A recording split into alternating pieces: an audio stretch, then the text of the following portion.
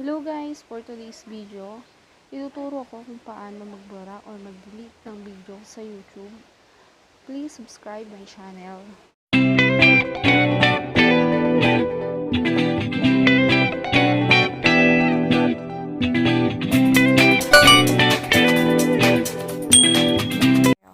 First step po, punta po kayo sa Google Chrome. Ayun po. Then, click nyo lang po yan. Pagdating nyo po dyan, search nyo po yung YouTube. Okay na po. Click nyo lang siya. Then, pagdating nyo sa YouTube, may makikita po kayo sa taas ng logo nyo na parang arrow. Ito po. Click nyo lang po yan. Then, punta po kayo sa, hanapin nyo lang yung desktop site. Ayun po. Click nyo lang siya.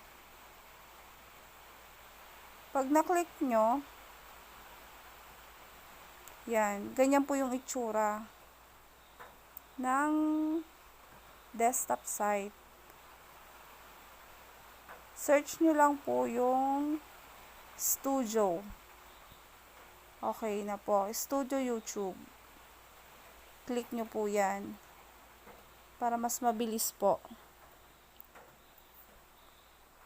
Pag nasa studio na po kayo, sa gilid po nyan, sa may logo nyo, hanapin nyo lang yung style na parang video. Ito po yun. Ito po. Click nyo po ito. Yan. Then, pag na-click nyo na po yan, mapupunta po kayo dun sa mga na-upload nyong video. And then, click nyo lang po yung video nyo na in-upload nyo. Ayan po, may makikita kayong pencil, etc. whatever. Ayan po. Sa dulo po nyo may 3 dot. Pindutin nyo po yung 3 dot na yon. Then, may makikita po kayo sa pinakadulo na delete forever.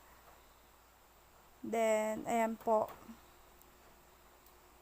Check nyo lang yung box. Then, delete forever. Yun lang po. Sana may natutunan kayo sa aking video. Thank you!